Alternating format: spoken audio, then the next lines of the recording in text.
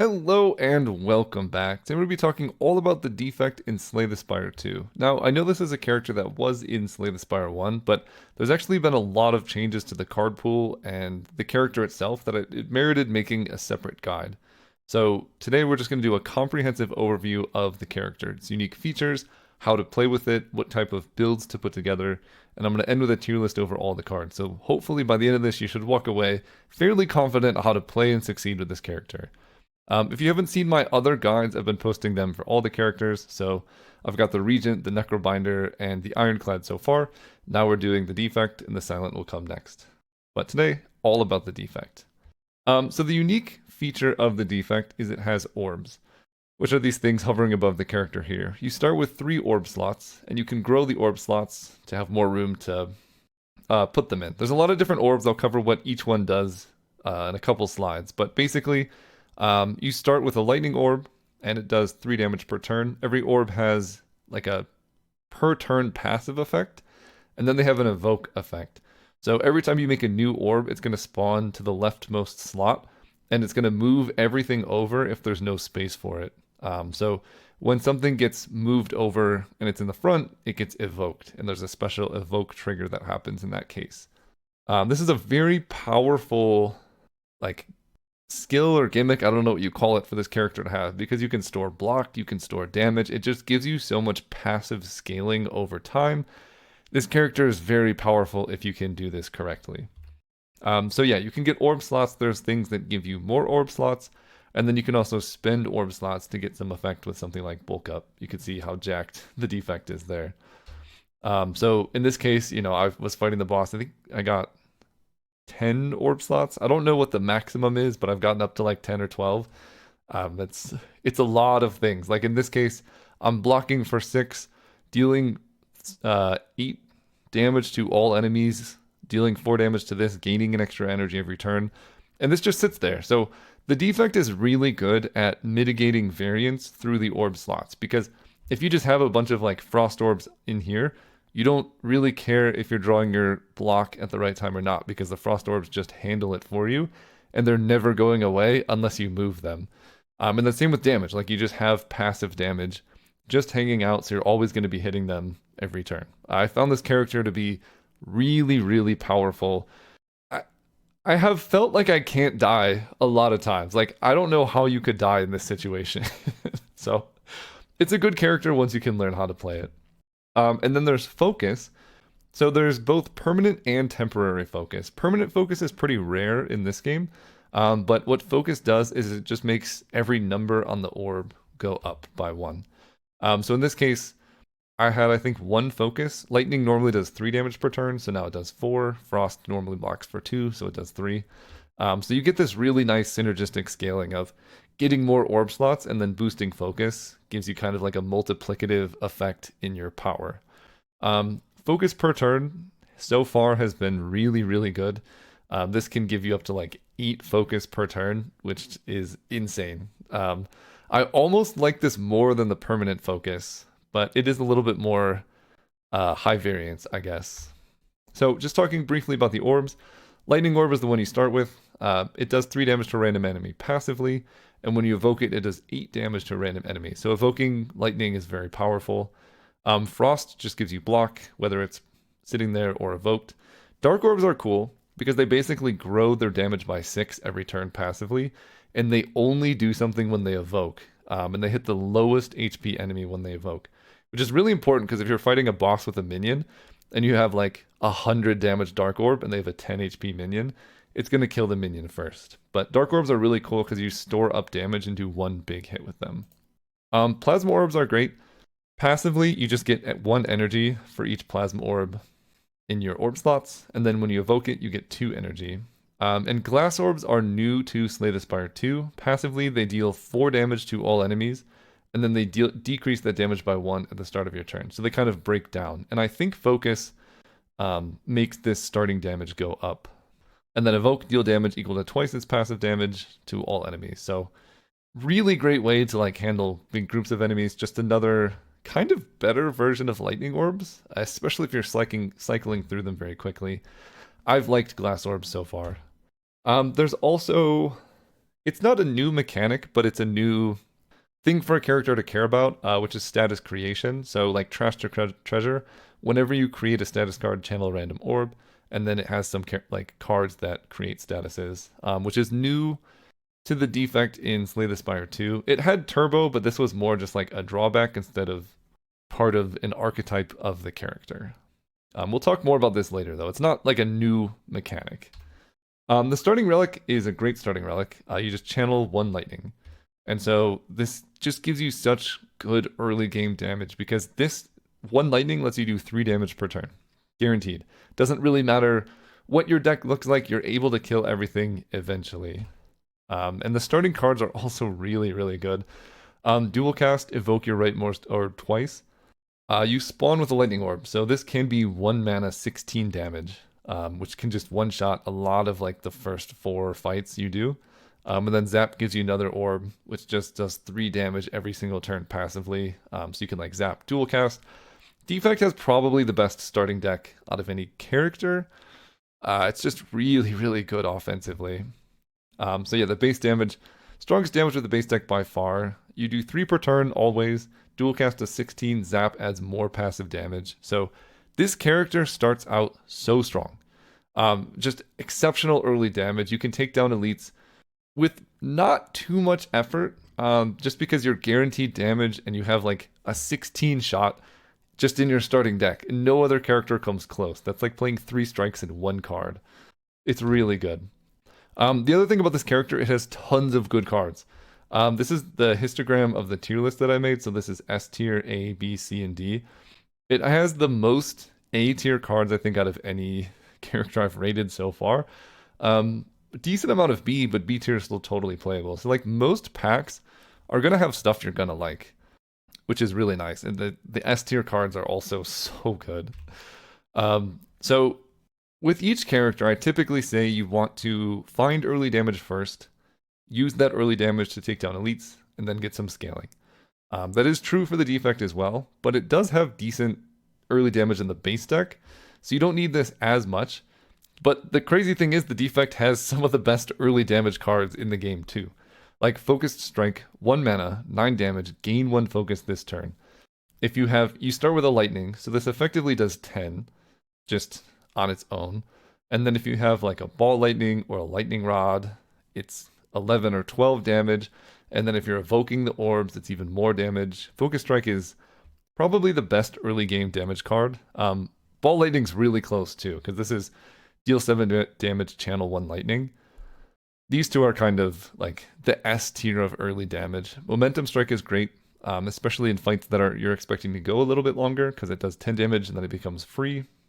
Barrage is the strongest card you can take, but it does require some setup. You need like a lightning rod, a ball lightning, because you need to be able to get enough orbs fill so that you're doing 15 damage or upgrading it to do 21. Because this just doing 5 on its own is pretty bad. So I would probably not take this card early, unless you've seen, like if you have a ball lightning, like if you have ways to make orbs, then you can take it and it's fine. Lightning Rod I've been very impressed with. You just get lightning per turn. It's technically a block card, but the fact that you get 2 lightnings out of it is really strong. And then Sweeping Beam, good damage. Uproar is kind of weird, but it scales really well with some like strength and dexterity boosts. And if you can get some expensive attacks in your deck, this can be good. So especially if you've been able to remove a lot of strikes, Uproar gets a lot better. If you're hitting strike with this, it's not that good. But if you're hitting like, there's some 3 or 5 cost attacks, it's awesome. And then Gunk Up does the most damage at its base level. So if you just need damage, you can. The Slimed is pretty rough if your deck is small, but I tend to find the Defect actually likes having a bigger deck, so I don't mind the drawback too much. And this does lead you into the like status effect archetype a little bit. So it is the most damaging card on the base. If you get some strength bonus like an early Vadra, this hits really hard. And it's a fine card. The Defect also has like an insane array of like uncommon and rare damage cards. I've loved Bulk Up on this character because there's so many things that care about strength and dexterity. The dexterity is very important because you could just block all the damage coming your way, but then 2 strength makes strikes hit for 8. Like if you go bulk up into gunk up, that's a lot of damage that you're doing. It's also pretty good with uproar as well.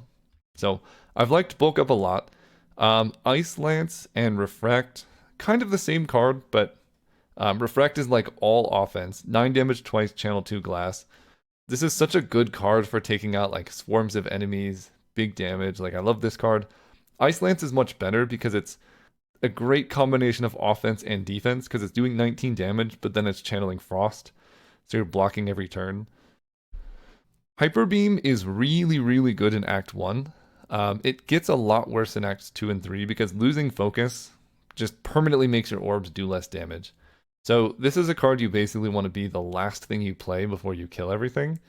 Or if you happen to be playing the Defect without, a build that cares much about orbs, like bulk up, hyper beam, FTL, that kind of thing. If you don't care about orbs, then this is kind of just the most insane card ever. But the drawback is very real, and I would say 80% of the Defect builds or more care about orbs. So this can be a liability in the late game or against bosses where you can't really cast it until you're doing lethal damage. FTL, it's just free. 0 mana, deal 5, draw a card. It's not great, but it's definitely not bad. Shatter, 11 damage to all enemies and evoke all your orbs. This could be a drawback, like you need to be a little bit careful with it. I would take this less often in like a Frost build. But if you're going lightning or like glass, like anything that cares about damage, this is all upside. A lot of damage for 1 energy. Great card. Rocket Punch has one of the better upgrades. It upgrades to draw 2 cards and do 14 damage, I think. And it can be free if you get a status card. So if you've taken like a gunk up early, you're making slimes, I would look at Rocket Punch. Maybe start looking there, because if this can be free, it's so good. And if it's not free, it's still okay. Like 2 mana, deal 14 damage, draw 2 cards is acceptable. I'm a Rip and Tear believer. A lot of people rate this lowly because it's random damage, but if you're fighting a single target boss, this is 14 for 1. 14 damage for 1 with nothing asked of you. And it can be more if you like bulk up into a Rip and Tear. So I like this card. Not the best card ever, but sometimes you just need good damage against one enemy. Sunder is one of the best cards this character has. It upgrades to do 32. If you kill something, you get 3 energy back. So this is kind of like 0 mana, do 32 damage if you like set it up right. So it's just really good. Like the rate is good on its own. Like it just does big damage, and then if you kill something, it's like you didn't spend any energy on it. Tesla Coil, if you're in a lightning build, even if you have like 2 lightning orbs, this is kind of 9 damage for 0. And this scales with your focus. So if you have stronger lightning orbs or more orb slots, this can get really powerful. So I like this one. Adaptive Strike, I'm not really sure how to evaluate.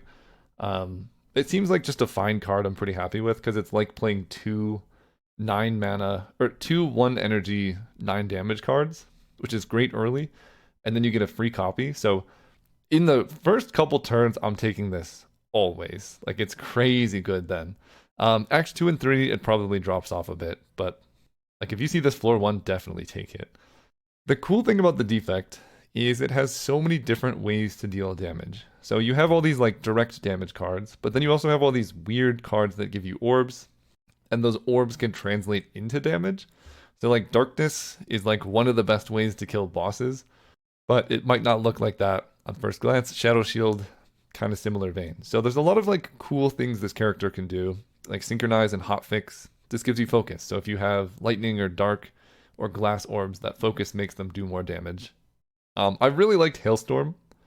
A lot of the Frost builds want to get tanky, so you just have a bunch of Frost orbs, play a Hailstorm, don't take any damage ever, and this just kills everything in Acts 1 and 2. Really cool card. But I think just experience will tell you like which cards give you damage at what stages. But like just going back to these slides, there's so many good cards you can take early with this character.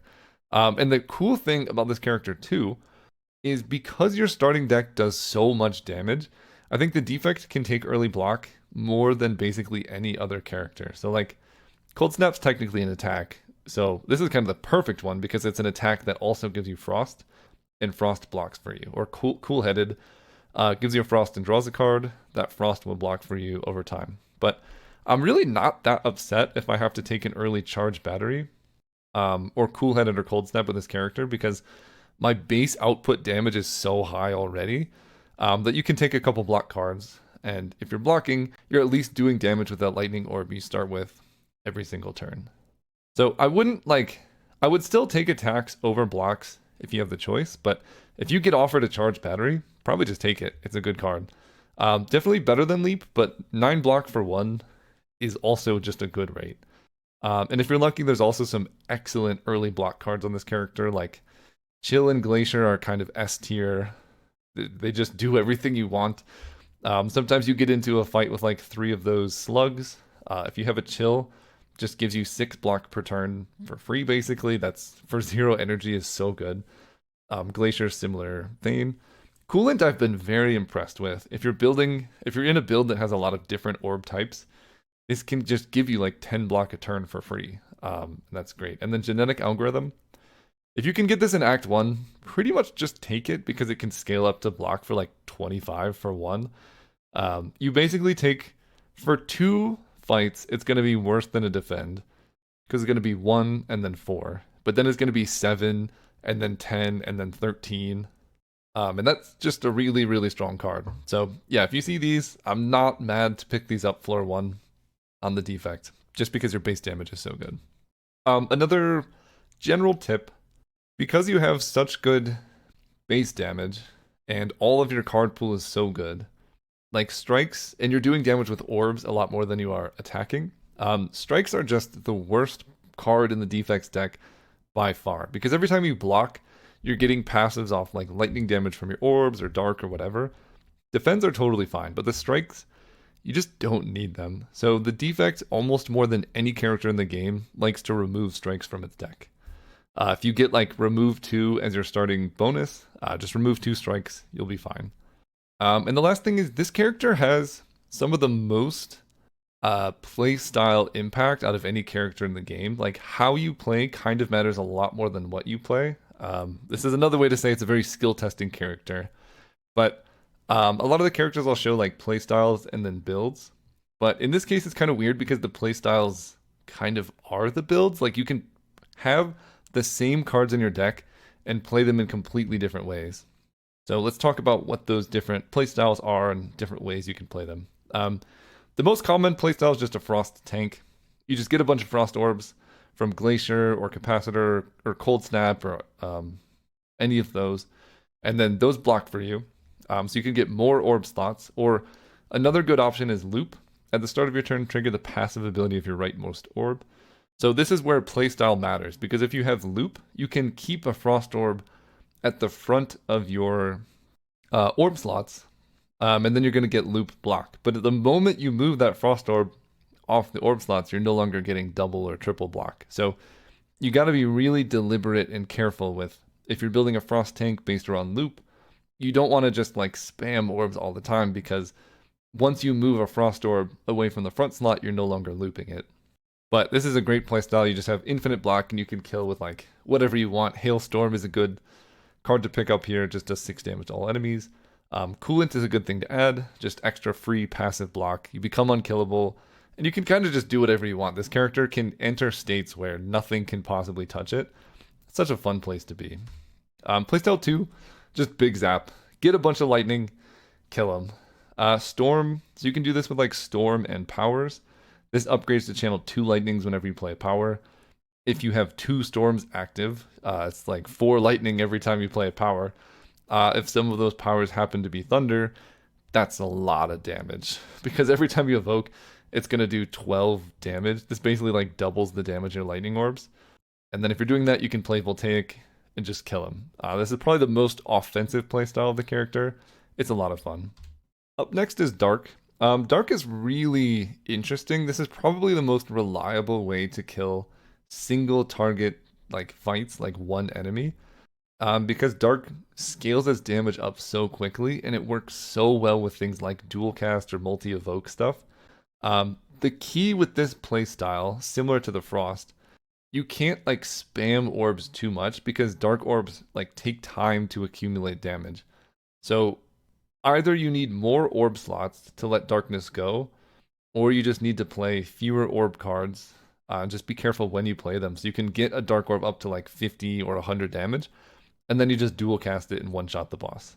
So this is a cool playstyle. You just get a bunch of block cards, some darkness, and then wait until you can dual cast. Or there's a couple other cards that like multi evoke and just kill bosses. This is a really fun, probably the most reliable boss killing playstyle you can have. Another playstyle is zero spam. There's a lot of cards that reward zeros. Claw is a very like iconic card for the game where you do damage and then all the claws get stronger. So you just play a bunch of claws, kill them.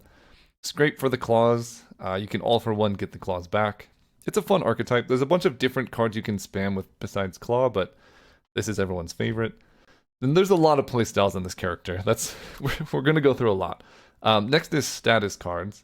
So mostly based around this card Trash to Treasure. In my opinion, this is like the best card for the archetype. Just whenever you make a status card, channel a random orb. That's cool. And then cards like Boost Away make statuses, and then things like Rocket Punch get free. So you're just making statuses and doing stuff there. This is probably my favorite playstyle, which is energy. There's just so many cards on this character that make crazy amounts of energy. Turbo's the most reliable. It's a common that adds 2 energy. It upgrades to add 3 energy. Super critical, just gain 4. It does exhaust, so you can't loop it. And then Meteor Strike, if you can get enough energy to play it, gives you 3 plasma. The plasma gives you energy every turn. So this character can just amass so much energy. And there's a lot of cool different things you can do with it. Skim is like an incredible card draw card. So you could just have energy and cards and draw through your deck. This character doesn't tend to go infinite so much, but you can go pseudo infinite where you can basically just play your whole deck, 2 or 3 times in one turn.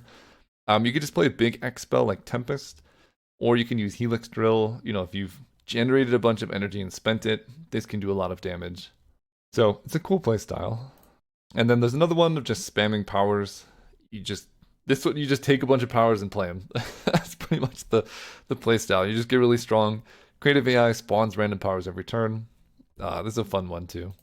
And the 8th playstyle is Toolbox. I tend to like this one a lot because with Hologram specifically, this card is so powerful because you can choose any card from your discard pile to bring it back.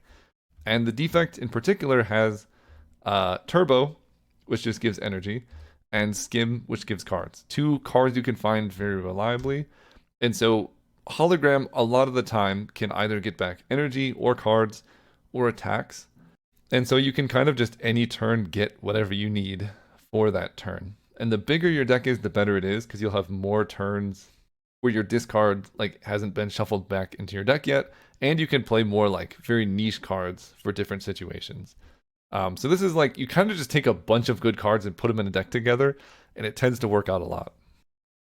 So general trends for this character. Like I said, your early damage, your early block, everything in Act 1 is so easy for this character.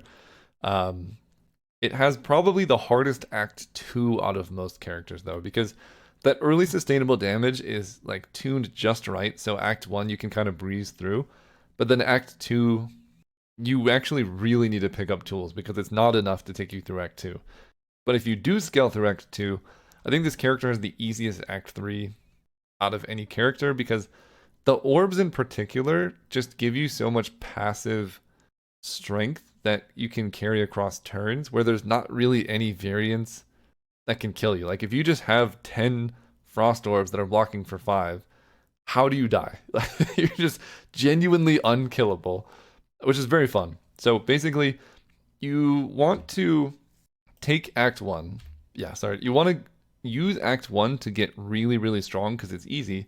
So then you can get that strength to carry through Act 2, survive that. Hopefully mid to late Act 2, you've scaled up to the point where you're just unkillable. Then you just get to enjoy playing the Defect in Act 3, which is so fun. This character is so powerful if you can get through Act 2. So let's talk about scaling, because that's the thing that takes you from the easy Act 1 to completing Act 2. You need something that allows you to get more powerful over time during a fight or something like that. And there's a couple different things you can plan for to do that. My favorite or the ones I found most reliable is just Orb Slots and Focus. that's kind of the most straightforward. Just get orbs, get focus, get more orbs. Power spam tends to be pretty good too. And then like the toolboxy style, just get energy and cards, have answers to any situation. These three are all very reliable. You can do them basically every time. They're just great. I think a tier below that is the status cards. This is really high variance. I do think Trash to Treasure in particular is probably the best like enabler payoff for this build, but it is a little bit sketchier than the most. And then there is, unfortunately, the Claw build is just not that good in Slay the Spire 2. It's fun. You could definitely win with it. I've won plenty of runs with Claw, but I would just do it for fun. It's not like the best build by far. It's a little bit sketchy, and the damage output is much lower than what you could be doing with basically anything else. So, scaling with focus and orb slots. This one's pretty straightforward. You just get focus and orb slots, and then you get orbs to put in there. And like I said, playstyle is very different. So you can do dark orbs with this, you can do frost orbs with this, you can do lightning orbs with this. There's a lot of different things you can do. So there's a lot of overlap between different builds. And you can do all of them at the same time. Just get a bunch of orbs and then, figure out the specifics later. I have been very impressed with temporary focus as well, like gain 2 focus this turn. Synchronize can gain like 8 focus. So I've liked these a lot, which makes it much easier to go into this archetype than it was in Slay the Spire 1. Because now you just need like a capacitor or this rare... Modded is so good, by the way. Just take this card. But like, if you just have capacitor and then, some commons, you can have a crazy strong deck. So commons and uncommons are kind of all you need, and you can just scale really well. And then you're going to need cards to put orbs into the slots. Because the worst thing that can happen is if you have a ton of capacitors and a ton of defragments, but no way to make orbs, you're just going to have a bad time. So, you're going to need darkness, some glaciers, maybe voltaic to fill out those orb slots. And then, like, you can get to the late game builds that just look like this, where you have like energy, glass, lightning, dark, frost, ton of cards to play. This is probably the best build on the character. Next is power spam. Really, I would say it's Echo Form. Echo Form is kind of just a single card scaling win condition on its own. Creative AI can help because this gives you whatever power you need, so you can find Echo Form and stuff like that. But in general, when I say power spam scaling, it basically means you found an Echo Form, and that kind of just gives you all the scaling your deck needs. One mention for those who played Slay the Spire 1, Signal Boost. The card that was like this in Slay the Spire 1 was this turn. This goes across turns. So if you play Signal Boost on turn 1, you can play Echo Form like 3 turns later, and it'll still copy it. So I like this card a lot more, and it's a lot better, because you can literally just play this with 1 power, and you can hit it quite reliably. Next up is Energy plus Draw. This is kind of the toolboxy style deck that I was talking about, but really it's just based around like Turbo and Hologram. You upgrade Turbo, you upgrade Hologram, and you'll just very reliably have access to a lot of energy on this character, because you either play Turbo or you Hologram back the Turbo. If you can get Skim, then if you need energy, you get energy. If you need card draw, you get back card draw. It's really, really good. I like this a lot. This one, like if you don't find the right cards for Focus Orb, I tend to just end up in this archetype, because you can almost always find Hologram, and I just take this card all the time. And then Turbo you don't want to take super early, because the Void is a big cost, and early on you can't do much stuff with the energy. But like early Act 2 or late Act 1, you can pick this up and then start scaling, and it gets really good if your deck's big enough to handle it. Then you get to status scaling. This one, like I said, is like a tier below the other 3. So if you're trying to win and like just play the best archetypes, just do some like hologram toolbox style deck, get some power spam, specifically just Echo Form, or go like focus and orbs. But statuses is very playable. I think Smokestack is also pretty good. Whenever you make a status, deal 5 damage to all enemies. If you stack these together, suddenly you actually have quite a lot of power every time you make a status. So you can get there. It's just kind of awkward. Like you need to have the statuses, and then you still have statuses in your deck. These two I think are the best ones to build around because, like I said, it's card draw and energy. So these are also two cards that work really well with hologram in particular, because now you can just, get energy or card draw. But then if you stack that with Trash to Treasure or Smokestack, you're also getting orbs and damage to all enemies while you're doing that. So I think the status build, if you're building around Turbo and Overclock, is actually quite good, maybe like high tier. If you're building around these, it's quite a bit worse, because, I mean, unless you're using them to block and stuff, they're just kind of middling. Like, they don't do a ton for you. So it's going to be hard to, like, just picture this, right? How are you going to kill a boss with Smokestack whenever you play status deal 5 damage to all enemies? How many statuses would you have to do 300 damage to a boss? It's like 60 statuses or something like that. You're just not going to play a boost away like 60 times. But I could see a game where you play Turbo and Overclock 60 times, and that's enough to kill a boss. So, like, these are just really replayable. These are not that replayable, but they're fine cards. It's not, you're just not going to win as much doing this as you would doing the other things this character can offer. The thing I like about Compact in particular, it's hard to make work as a build, but this is just a fine card in general because it blocks, and then incidentally, if you happen to have status cards, you could turn them into fuel. But the problem is all of the status cards put statuses into your discard pile, not into your hand. So you have to like make the statuses, redraw them, and then happen to have Compact in your hand for it to work. So it's a little bit sketchy. You can use Hologram to pull statuses back and then compact them in the middle of the turn. That's probably the best application I've found. And kind of similarly, Flak Cannon. The cool thing about this is that it exhausts all your status cards in any zone. So if you've made a bunch of them, you can kind of use this to like shoot them down. It's hard to like make this do a ton of damage, but this is definitely just a fine card to play because some enemies give you statuses, and it just clears your deck of statuses anyway. So it's hard to do like 600 damage with this card, but if you're doing 30 damage, getting all the statuses out, I'd be happy with it. And the thing I like about this build is it helps against enemies' bosses. Like you're fighting the infection dude, you just get rid of the infections. Or my favorite example, I played Compact against this guy, turned the burns into fuel. Like I think those incidental values make these cards a lot better than just like trying to build them yourself.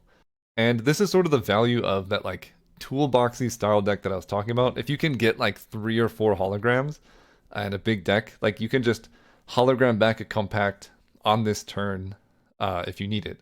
And if you don't, it's 1 out of like 30 to 40 cards, so it just doesn't matter that much. So zero spam, I think there is a good way to do it. I said Claw in particular was bad, but I think All for One, if you're getting back the good zero cost cards, actually is a really strong card. If you're getting back like Turbo, Hotfix, FTL, something we talked about earlier was Overclock. All for One works really great in this kind of archetype, but it does not work so well with Claw, unfortunately. Like, well, it works well with Claw, but Claw's just too weak to like really scale you up to kill a boss. Like, again, the question I ask myself is how many times would you have to play this to actually kill a boss? Okay, full disclosure, I got curious in the middle of this presentation and had to make a graph of how much damage Claw does over time. So the x-axis is how many times you've played Claw, and the y-axis is how much total damage you've done by playing the Claws. So to kill some of the late game bosses, you'd have to play Claw like 16 to 17 times in order to get up to doing 300 cumulative damage. At that point, your Claws are hitting for like 50 something, 30, 40. So it's just really hard to do that reliably as like your main form of scaling. So it's fun, you can do that, but it's just so much harder to do that than the other things the character has to offer.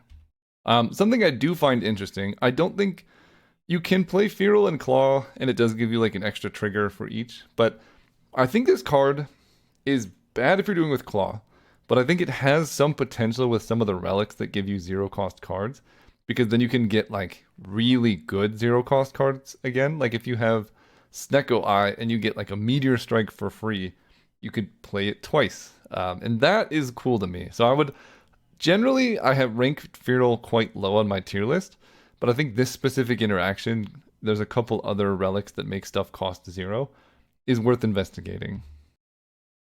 Alright, now that we've covered all the builds and all the cards, let's just go through the tier list of all the cards, and I can highlight some that I didn't specifically talk about. So S tier, modded and Echo form, like these cards are so good. They basically just give you the best scaling on the character. Modded gives you Orb Slots, it also draws a card for some reason. And then Echo form is kind of like a 1-card scaling engine. Like you just take an Echo form and you could just win with whatever is in your deck. Then Turbo Skim Hologram, I put these 3 here. This character has a lot of S tier commons, by the way, like Turbo, Hologram, Hotfix, Focus Strike, all so good. But the combination of Hologram and Turbo in particular is just so good that they're all very high S tier, because this is a deck on its own, and it takes mostly commons. It's great. Capacitor, same reason as modded, like just getting Orb Slots, lets you scale. And this character has some of the most straightforward scaling that's also for some reason really complicated. And I like that about this character. And then getting Frost Orbs, getting some focus. Ice Lance is just a great balance of offense and defense. I've been in love with this card. Sunder is like the best early game card you could ask for. It's less good in late Act 2.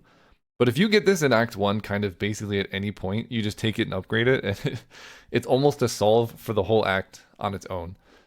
Super Critical, it's like a super turbo. Downside is it's not repeatable. That's not much of a downside because it's crazy. And then Glacier, Cool-Headed, Chill.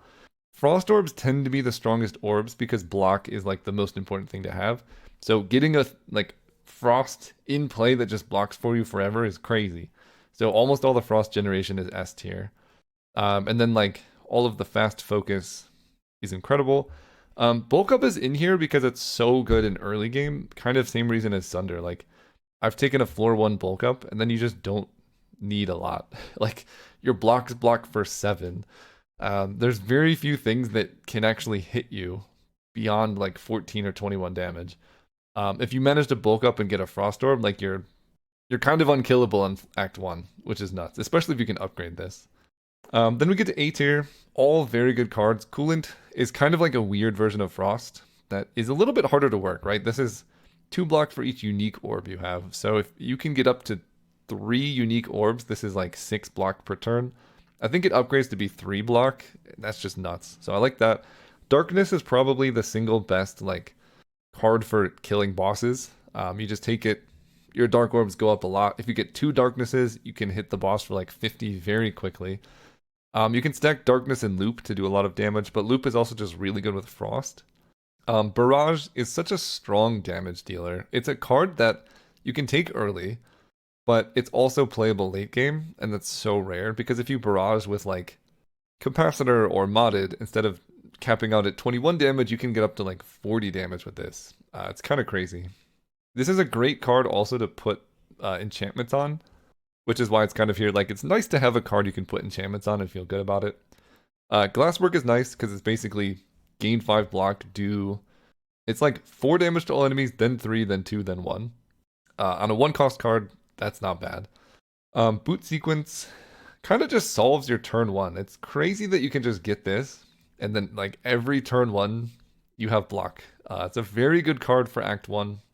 And a lot of the enemies in this game attack on turn 1, so it kind of scales into Act 2 and 3 as well. It's just not bad. Meteor Strike is really hard to play. You need some type of energy generation. But because Turbo's at common, and just the line of Hologram back, Turbo plus, play Meteor Strike is possible. Or if you have Meteor Strike, if you have Turbo in hand and you couldn't play Meteor Strike earlier, you could just go Turbo, Hologram back, a Meteor Strike, and then that just solves your energy problem for the rest of the game because you just have Plasma. And then what's really cool, once you have a Meteor Strike and Plasma, you could then Hologram back a Meteor Strike and then Meteor Strike and then get tons of energy. It's so good. Refract, also just great. Hit something for damage, channels 2 glass, which is 8 damage to all enemies, then 6, then 4. This is so good in multi-enemy combats. I love it. Shadow Shield, great block. Dark Orbs are way more powerful than they look, but again, Dark Orbs are hard to play correctly. Shatter is actually a good combo with Dark Orbs, talking about that. I think I talked about this a bit, but it's just such a good offensive card. Like if you have a deck that just wants to kill him, Shatter plus Glass, you know, that kind of makes sense actually, but that's a good combo as well. All these early attacks we talked about, Null, Damage Weaken Dark. This is a great card just for hitting them. Yeah, I think I talked about all of these in the tier list. Spinner gives you Glass every turn, which is, it's like 8 damage to all enemies every turn, but it's really slow. But the cool thing is, like, this character can block better than, like, anything if you can stack Frost Orbs. So this is, again, one of those, like, one card damage solutions, same with Hailstorm. Like, if you have a really defensive build, you take a Hailstorm, you take a Spinner, you can kill basically anything. So I like these. Biased Cog is an A tier, which is kind of weird because, like, Synchronize and Hotfix are an S tier. Two reasons for that. The first is you can only get this from a ancient reward, and almost all the time I've just preferred taking the other options. This card is really good, but the opportunity cost you have to give up to put this in your deck is quite high because you don't just get it from a card reward. And oddly enough, this is kind of like temporary focus, but I like temporary focus more because this doesn't like kill you if you don't kill them fast enough. Like Synchronize gives you 6 focus for 1 turn, which is kind of most of the benefits of Biased Cog without as much of the risk. So I almost just think it's better than Biased Cog for that reason. We talked about a lot of these. Quadcast, in general, I don't love, but if you're playing a Dark Orb build in particular, it's insane because if you can quadruple cast a Dark Orb that you got up to like 50, you can one-shot a boss. So if you have like 2 Darknesses or a Shadow Shield and you come across Quadcast, in fact, this should probably be higher than, well, I don't know.